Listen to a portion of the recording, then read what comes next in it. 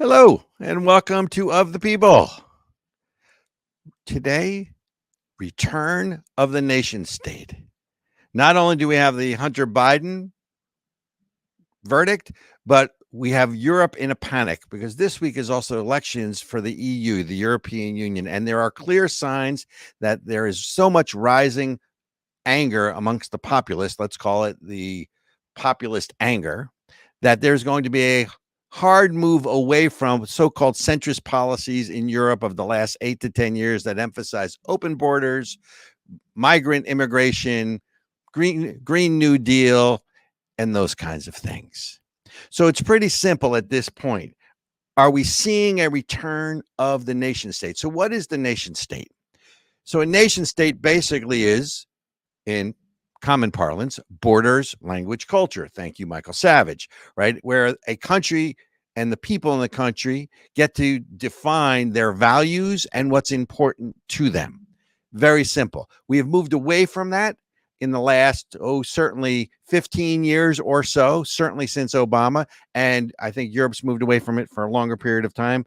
But if you want to go to what a nation state really is, we refer to Encyclopedia Britannica, which says that a nation state is a sovereign policy, i.e., a state that is ruled in the name of the community of citizens who identify themselves as a nation, and the self-determination of the members get to define the territory and the state as belonging to their homeland. In other words, America for Americans. It's not that simple, right? And we've seen this in the last, again, 15 or 20 years. You saw it in 2016 with the election of Donald Trump. You saw it with Brexit. You saw it with Bolsonaro a few years later, elected as the leader of Brazil. You saw it with Meloni being elected in Italy, Orban in Hungary. You now see it with Milei being elected in Argentina. And now there's very strong signs that you're now going to see it even beyond the EU elections, which will take place this entire week. In Germany, certainly Macron is in trouble in France, as is Sunak, who's in trouble in England.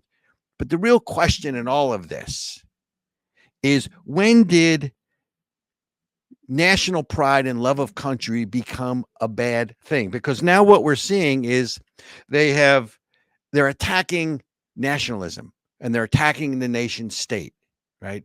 And they're weaponizing the language as they always do.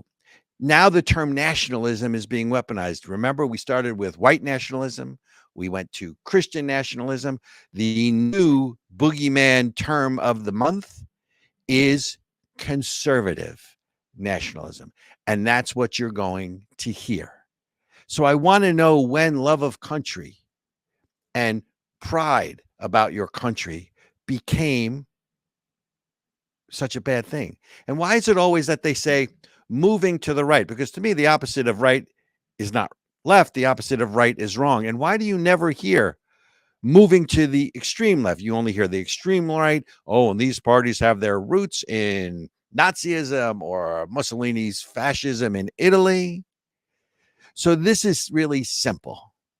The people, we the people, of the people, you the people, we the people are sick and tired of being told by our betters what to think, what to believe, and what our values are. And if we don't share their values, to be silent. And of course, we get the privilege of paying the tab for these policies and paying their lifestyle, right? Because it is, after all, OPM, other people's money. That's at stake here. Really, it's our money that's at stake here. This is really simple. Troglodytes of the world, unite. You have nothing to lose but your betters, or the people who are better off than you are. And who knows? You may not just save yourself, you may just save the nation state and your nation in the process. And that's the monologue.